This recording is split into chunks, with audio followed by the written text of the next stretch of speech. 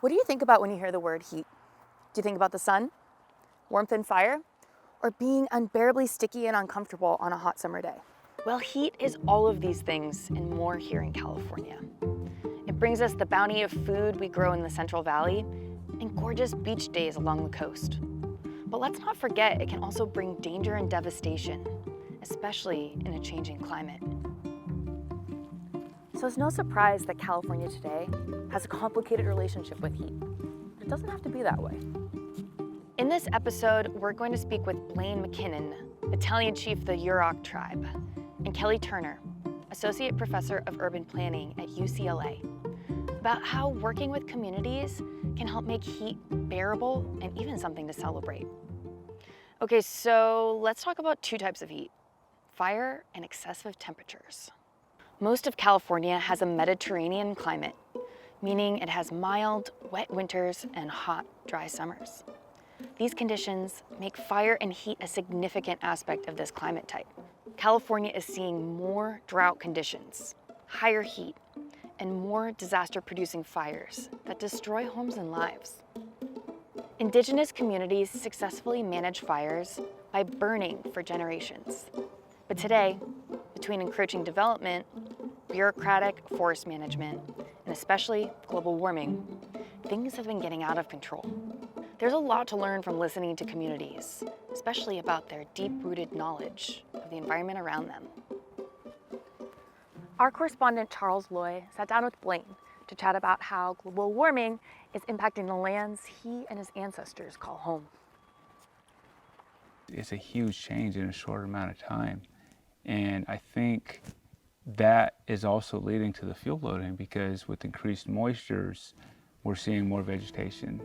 With decreased amount of moisture, we're seeing these 10, 15-year droughts. So it's drying out the trees, they're going in dormant, they don't have as much fuel moisture to where it could at least sustain a certain amount of fire. They don't have that resiliency as what they usually would.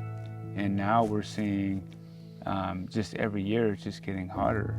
With increases in temperatures and drought, it's more and more important to encourage the natural resiliency of the land. The traditional methods of burning the land to reduce fire intensity provides important lessons for forest management today.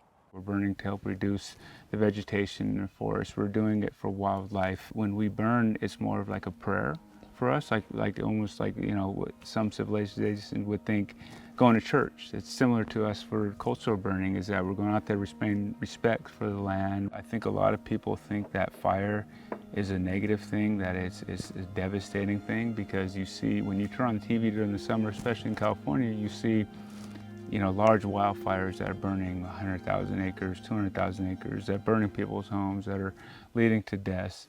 So you see all these negative things, so I understand it's a reaction that they're seeing because their connection with fire, that if you're not a cultural practitioner, if you don't have that good relationship with fire, that's your only connection. I don't see fire as a negative thing. I understand it can be in the wrong circumstances, and that really is presented because of the lack of fire. So we have to use fire in order to get to a place to where fire isn't something bad, isn't catastrophic. Communities like Blaine's have shown through generations that traditional burning practices can prevent devastating fires. We also spoke with Kelly and Christian about another form of heat, extreme temperatures, and how community holds the key to creating equitable solutions in a changing climate. We're sitting in an area across from a mobile home park over here where most of the people work in agriculture. So all day long they're exposed to heat. They come back home, they're exposed to heat, and they never have a chance for their core temperature to really go down. And that has complications for exacerbating other health conditions. It's just an all day long chronic condition that this community has to deal with and is hidden because of a lot of wealthier places. We don't have to deal with it in the same way. How can we respond to this need that is being raised from the community we're engaging around the topic of extreme heat?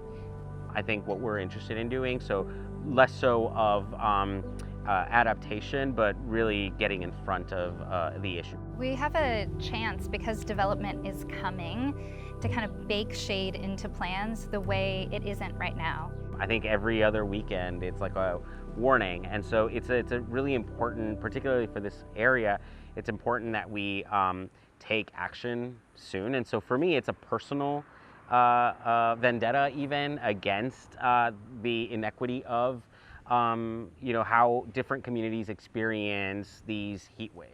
Fire is a great tool, a great relationship that we have with it. It's not just a pathway to achieve something, but it's connection with fire that connects with the land, that we're connecting through fire with the land. It's a way to walk in our footsteps of our ancestors, because this is what they did. They came out and they burned.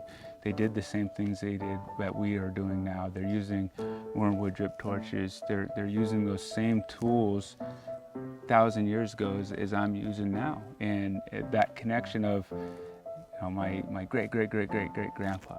We are stewards of the land. We are here to take care of the land, and part of that is burning. So we just got to work together more. You see also the sort of generational ripple of caring about the issue, and so that's a really fun thing for me to look back and look at pictures of these kids that were so young 8 years ago and literally just like making all this noise running around their parents, and now they're like the young adults that are leading the conversation. So what we've learned is that extreme temperatures and fire are part of the very fabric of California.